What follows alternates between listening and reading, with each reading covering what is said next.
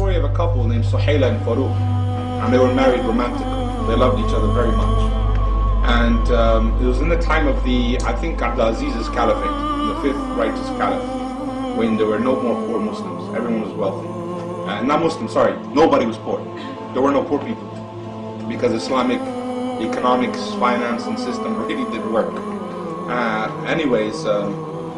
Think of a romance like that. Sухайлия and Faruq are married, they're together for 3 months, the call of jihad is made, Faruq has to take off and disappear. He leaves her a little bit of money, about 3,000 dirhams, and says to her, make do with this for 3 months, I'll be back in 3 months. There's a treasure chest of 30,000 dinars, which is equivalent to 2 million pounds in his house, and he says to her, don't touch that, it's amana. I'll be back in 3 months. Because that's what they did, the soldiers would go and come back. 3 months went on, 6 months went on, 9 months went on. In that time she found bearing with a child. Year went on, she gave birth to a boy. No sign of life. Year and a half went on. 2 years went by, 2.5 years went by. Some man came back from battle and said, I saw Faruq fall. Now she knows he is dead. And so now she opens the treasure chest of 2 million pounds. Until then she obeyed him, didn't touch it.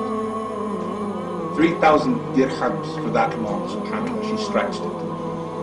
30 years go by, she's looking after this boy, she's had a son, she's looking after him, she's paying for his education, she's getting him, looked after, etc. 30 years go by. Now we're in Medina, this happened in Medina. 30 years she's thinking of Faruq, he was such a great man, my great hero. He fought jihad, he was killed. Just this amazing time. She loved him. When he was going, he thought twice, he looked back, she pushed him out the door, said, I have no fear of Allah. Seek the Jannah and I'll see you there. She was a righteous woman. She pushed him out, said, go! And he went. Anyways, 30 years go by, here's Medina. Let's leave the country, Google Earth, go all the way over to China, okay? We're on the outskirts of the Muslim lands. We're in China, on the borders. Back down onto the earth. Nighttime, fire camp. Army soldiers defending the borders of the Muslims. And amongst them is a man sitting on the bridge. And he is doing what's called ribat, protecting the soldiers while they sleep. And he's having a look out. He's looking up at the stars, the sky, he's feeling a bit romantic, and he's feeling a bit of love with Allah, and he's thinking, all of a sudden he remembers he has this wife he was married to. I wonder how she's doing. What happened? Did she marry on? Did she die? Did she move on? Is she there? Thought starts going mad. 30 years of this jihad for the sake of Allah, and he marched on and he was never killed in battle. For anyone who thinks battle will take your life, 30 years this guy's still alive. It's Faruq, out on the outskirts of China. When he went, he couldn't stop. The sweetness of defending the ummah and working for Allah, he couldn't go back. He's on the outskirts of China, but now the thoughts, he's older, he's wiser, he's just not that young, passionate man anymore. He's thinking, my wife, my wife, my wife. That's it. He takes permission from his commander in the morning, hops on his horse in China, he's riding like the wind all the way back to Medina. The closer he gets, his heart is pumping, man. It's going mad. He's going through the Persian route, the Silk routes. He's coming all the way back through Iraq. The closer he gets, the more mad he goes. What if she's not alive anymore? What if she's married again? All these things are driving him insane. He gets to the city of Medina. Before going mad in love, running back to his wife, he remembers the sunnah of the Prophet ﷺ. He's a righteous man. He doesn't just go home. He goes to the masjid to pray his 2 rak'ah. Because that's what you're supposed to do when you come back from a trip. He went to the Masjid Nabi, prayed 2 rak'ah, saw it was time for Asr, thought what's the point going home, I'll wait, pray Asr, and go home. While he's waiting, he notices the scholars of Medina. Keep in mind, this is the time of Abdulaziz, subhanAllah, the ulama, the knowledge, Allahu Akbar, the tafsir, the stories. And they're sitting in different patches, and people in white gathered around them. The scholars looking beautiful, mashallah. One of them shined out of all of them, Sheikh Abdul Rahman. He was one of the best knowledgeable people you can imagine. Sheikh Abdul Rahman is the most eloquent of speakers. He's amazed by him. Adhan, Asr Salah is finished now, right, going home. He's rushing home. As soon as he gets to his house, when he gets to his house, he notices another man going in. And he's thinking, what's happening? And he flips out. He's an Arab. He's got the ghirah. He's got jealousy. He said, hey! He goes to the man, he grabs him. This is my house, this is my house. They get to a fight. The city comes in, people gather around. They're like, hey, leave him alone, it's his house. And he's like, I am Faruq, this is my house. Inside the house is an old woman. And she's sitting there, and she hears the sounds. Could it be? No. She covers up, she runs out, and she sees him. She shouts, "This is my husband Farouk, leave him alone. He's been away in jihad for 30 years, only now has he returned." People began to weep. They realized what's happened. Farouk and Suhaila embrace in love.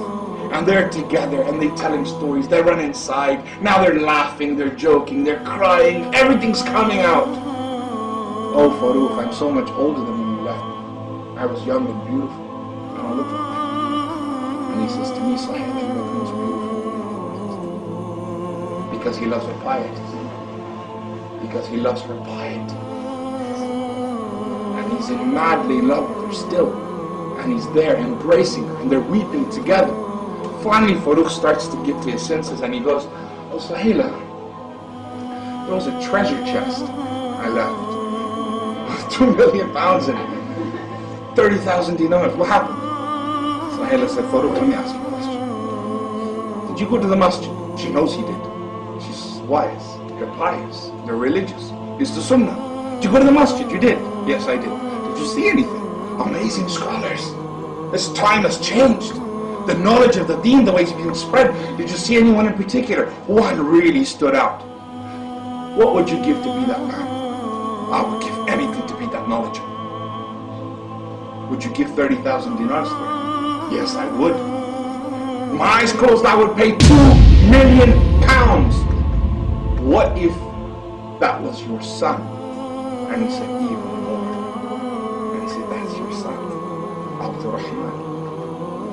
His son was the best scholar of Medina because it was halal money and she spent it all instead of shopping online.